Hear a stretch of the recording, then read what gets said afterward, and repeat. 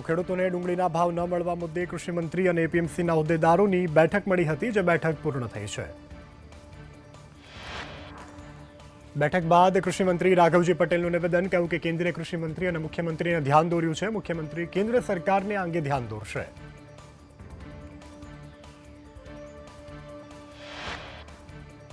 તો ડુંગળીના ભાવ મુદ્દે શક્તિસિંહ ગોહિલે કહ્યું છે કે સરકાર તાત્કાલિક ડુંગળીના નિકાસ પરનો પ્રતિબંધ હટાવે.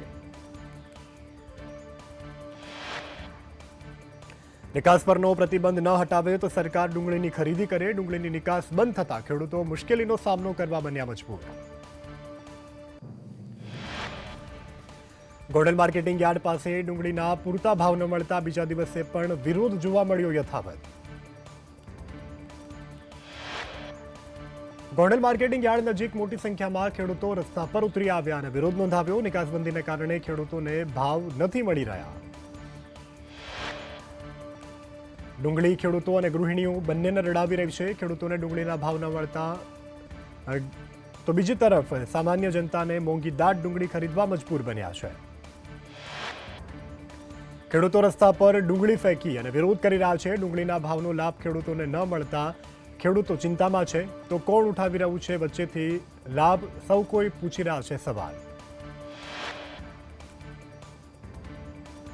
તો ખેડૂતોને ડુંગળીના ભાવ ન મળતા નારાજગી. ડુંગળીના વાવેતર પાછળ ખેડૂતો 1 વીઘે 42,000 રૂપિયાનો ખર્ચ થયો હતો, છતાં પણ ભાવ ન મળતા ખેડૂતને થઈ રહ્યું છે નુકસાન. ખેડૂતને ડુંગળી પાછળ 16,000 જેટલું નુકસાન થયું છે. વીઘે ડુંગળીનું ઉત્પાદન 200 થી 250 મણ. 1 વીઘે 2,000 દવા અને ખાતરનો ખર્ચ થાય છે. 3 મહિનાની સિઝનમાં 2 વખત નિંદામણ પણ થતું હોય છે. ડુંગળી કાઢવા મજૂરીનો ભાવ 1 વીઘે 6,000 રૂપિયા. કટા ભરવાના અને યાર્ડમાં ઉતારવાની મજૂરી 1,000 રૂપિયા. ડુંગળીના બારદાન સિલાઈ કામના પણ 500 રૂપિયા થતા હોય છે. સાવરકુંડલા એપીએમસીમાં જાહેર હરાજી બંધ રહેતા ખેડૂતો મૂંઝવણમાં મુકાયા છે. ખેડૂત સાથે બજાર સમિતિમાં નિયમ વિરુદ્ધ અસભ્ય વર્તન કરવા બદલ નોટિસ. ભાવનગર માર્કેટિંગ યાર્ડમાં વજન કપાતનો મુદ્દો વિવાદમાં આવતા અચોક્કસ મુદ્દત સુધી તમામ હરાજી બંધ રાખવામાં આવી છે.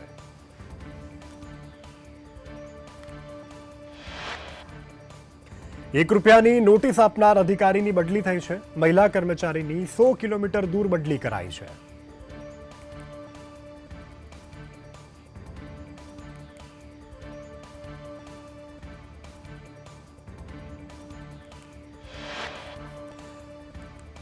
તો રખડતા ઢોર મુદ્દે આરએમસીનું ઢોર માલિકોને અંતિમ અલ્ટિમેટમ. માલધારીઓ અને ઢોર માલિકો આરએમસીમાં કરશે રજૂઆત. રાજકોટમાં 2000 જેટલા પશુઓ હાલ રજીસ્ટ્રેશન વગરના. તો 1 જાન્યુઆરીથી નવી પોલિસી અંતર્ગત કાર્યવાહી થશે. પશુનું રજીસ્ટ્રેશન ન કરનારની સામે કાર્યવાહી થશે. 31 ડિસેમ્બરે 2 મહિનાની અવધિ પૂરી થઈ રહી છે. 31 ડિસેમ્બર બાદ રજીસ્ટ્રેશન વગરના પશુઓ કબજે લેવાશે. રાજકોટમાં ગંદકી ફેલાવનારા ઇસમોની સામે તવાઈ બોલાવવામાં આવી છે. રાજકોટમાં દુકાન સીલ કરાઈ. અનેક વખત સૂચના છતાં પણ ગંદકી ફેલાવતા કૃષ્ણા પાન એન્ડ ટી સ્ટોલ નામની દુકાન કરાઈ સીલ. રાજકોટ કોર્પોરેશનમાં પ્રજાના પૈસાનો વેડફાટ. નવીનીકરણના નામે ખર્ચ છતાં પણ કોઈ પૂછનારું નથી. પ્રજાના હિતને બદલે પૈસાનો વેડફાટ કરી અને રંગરોગાન કરવામાં આવે છે.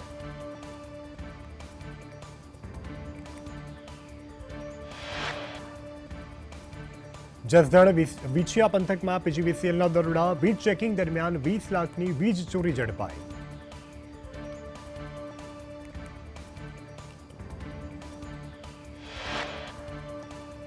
જસદણ અને વિછિયા પંથકમાં અલગ અલગ 27 જગ્યાની વીજ ચોરી ઝડપાઈ છે. પીજીવીસીએલની 40 ટીમ દ્વારા વીજ ચેકિંગ હાથ ધરાયું. હળવદમાં રોડની નબળી કામગીરીને લઈ એમએલએ પ્રકાશ વરમોરાએ અધિકારીને ખખડાવ્યા. એમએલએએ રોડની ઓચિંતી મુલાકાત લેતા રોડમાં ભ્રષ્ટાચાર દેખાતા કહ્યું કે નબળી કામગીરી નહીં ચલાવી લેવાય. અમે મુલાકાત લેતા રહીશું. વલભીપુરના લીલિયાના ગામની સીમમાં સિંહ દેખાતા કુતૂહલ. સૌરાષ્ટ્રમાં વલભીપુર પંથક સાવજનું ઘર બન્યું. ફોરેસ્ટ વિભાગે સિંહનું નામ વાસ્કો દ ગામા રાખવામાં આવ્યું. જામનગર મહાનગરપાલિકાની બેદરકારીને લઈ ગંદકીનું સામ્રાજ્ય. નવી ખરીદેલ કચરા પેટીઓ ધૂળ ખાતી હાલતમાં જોવા મળી. જામનગર પાલિકાને કચરાપેટી યોગ્ય જગ્યાએ મૂકવાની લોકોએ કરી છે માંગ. ખંભાળિયામાં યોજાયેલા દેવાયત ખવડના ડાયરામાં નોટોનો વરસાદ થયો છે. ડાયરામાં ચલણી નોટોના વરસાદનો વિડીયો થયો છે વાયરલ. લખતર શહેર તેમજ ગ્રામ્યમાં પીજીવીસીએલનું ચેકિંગ હાથ ધરાયું. લખતર શહેરના ગ્રામ્યમાં વિજિલન્સ કોર્પોરેટ ડ્રાઈવ યોજી 21 કનેક્શનમાં ગેરરીતિ આવી સામે. ભાવનગરના ગઢેચી રેલવે ફાટકની સાથે રિક્ષા અથડાતા ફાટકને નુકસાન પહોંચ્યું. રેલવે પોલીસે રિક્ષા ચાલકને અટકાયત કરી અને કાર્યવાહી હાથ ધરી. લીંબડી ખારાવાસમાં તસ્કરો ત્રાટક્યા. 1.72 લાખના દાગીના ઉઠાવીને તસ્કરો રફુચક્કર થયા. ચોરીની ઘટનાના સીસીટીવી ફૂટેજ સામે આવ્યા. લીંબડી પોલીસે ભોગાવી નદીમાંની પાટમાંથી ધમધમતી દારૂની ભઠ્ઠીઓ તોડી પાડી છે. 5 દારૂડિયાઓ સાથે દારૂ બનાવવાનો કાચો માલ પણ પોલીસે જપ્ત કર્યો. કચ્છની મહિલાઓએ વેસ્ટ પ્લાસ્ટિકમાંથી બેસ્ટ બનાવી અને રોજગારી મેળવી રહી છે. મહિલાઓ વેસ્ટ પ્લાસ્ટિકમાંથી વિવિધ ચીજવસ્તુઓ બનાવી સારી એવી કમાણી કરી રહી છે. સાથે સાથે પર્યાવરણનું જતન કરી રહી છે. વાંકાનેરમાં નકલી ટોલ કાર્ડના આરોપીઓને ઝટકો. ભાજપ અગ્રણી તેના ભાઈની આગોતરા જામીન અરજી કોર્ટે રદ કરી. મોરબી કોર્ટે આગોતરા જામીન અરજી રદ કરી. ધર્મેન્દ્ર ઝાલા, યુવરાજસિંહની જામીન અરજી રદ કરાઈ. જૂનાગઢના માણાવદરમાં 11 વર્ષની સગીરાનો આપઘાત. નાના ભાઈએ ભણવા માટે ચોપડા લેવાની ના પાડતા સગીરાએ ગળે ફાંસો ખાઈ અને જીવન ટૂંકાવ્યું. ઘરમાં ચૂંદડી વડે ગળે ફાંસો ખાઈ અને આપઘાત કર્યો. સમગ્ર મામલે પોલીસે તપાસ હાથ ધરી. વેરાવળમાં સોની બજારમાં જર્જરિત મકાન ધરાશાયી થયું છે. ઘટનામાં મોટી જાનહાનિ ટળી. એપ્રિલ માસમાં સ્થાનિકોએ પાલિકાને આ અંગે કરી હતી જાણ. આસપાસના મકાનોને પણ નુકસાન પહોંચ્યું. સુરેન્દ્રનગર અને લીંબડીમાં બંધ મકાનમાં તસ્કરો ત્રાટક્યા. લીંબડી અને ખારોબાસ વિસ્તારમાં બંધ મકાનને નિશાન બનાવી તસ્કરોએ ઘરમાં પ્રવેશ કરી સોના ચાંદીના ઘરેણાં અને રોકડની કરી લૂંટ. જસદણમાં 5 દિવસથી ગુમ મહિલાનો મૃતદેહ મળી આવ્યો છે. મહિલાનો મૃતદેહ સરદાર નજીક ડેમમાંથી મળી આવ્યો. દવાખાને જવાનું કહી મહિલા ઘરેથી ગઈ હતી. મૃતદેહને પોસ્ટમોર્ટમ માટે હોસ્પિટલ ખસેડાયો.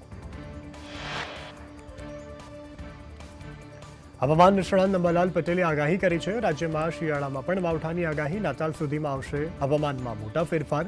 16 થી 18 ડિસેમ્બર વેસ્ટર્ન ડિસ્ટર્બન્સ ઉત્તર ભારત તરફ આવશે. તો 18મી ડિસેમ્બર બાદ ઉત્તરીય પર્વતીય પ્રદેશોમાં હિમવર્ષા થશે. 23મી બાદ હવામાનમાં મોટા ફેરફાર આવશે. ગાજવીજ અને કરા સાથે વરસાદની આગાહી.